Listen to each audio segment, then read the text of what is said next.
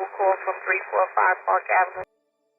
It's been nearly 2 months since a Las Vegas gunman killed 4 people in a Manhattan office building in New York City before turning that gun on himself.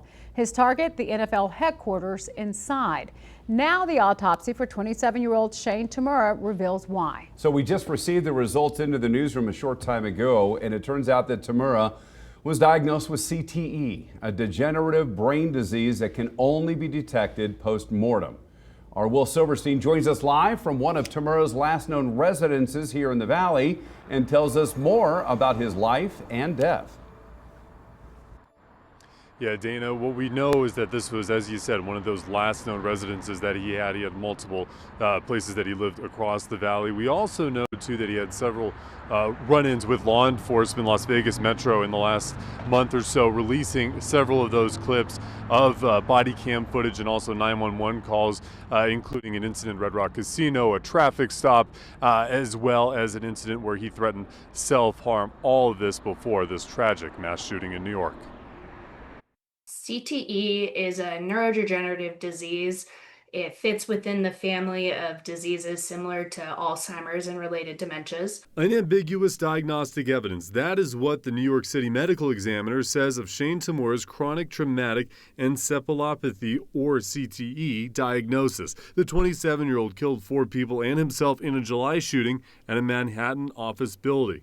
Authorities said Tamura had planned to target NFL headquarters, but likely entered the wrong area where the shooting occurred at investment firm Blackstone's offices instead.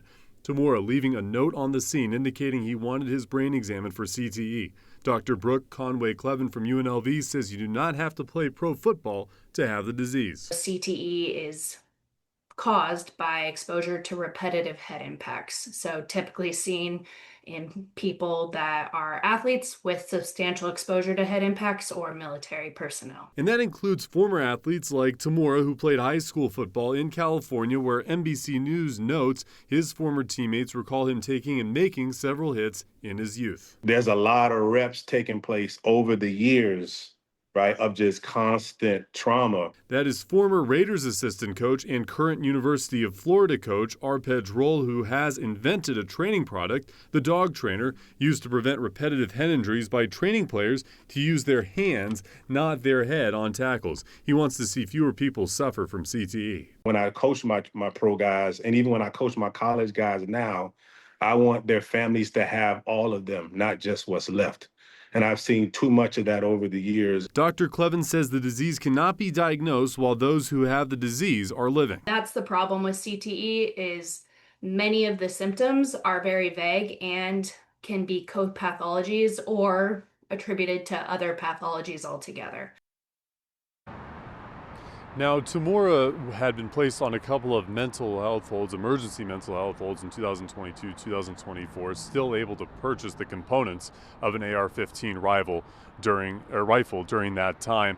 And like the doctor said, it's one of these sad things where we've made so much progress on brain health over the years and still not able to detect this disease until after that person has lost their life.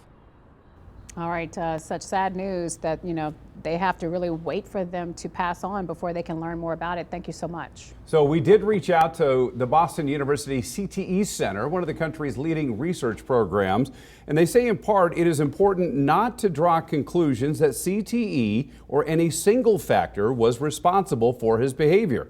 Most individuals diagnosed with the disease never engage in acts of harm, they go on to say. The finding of low-stage CTE in Mr. Tamura, who only played high school football, highlights the urgent need for continued research into how CTE, repetitive head impacts, and concussions may contribute to mental health challenges.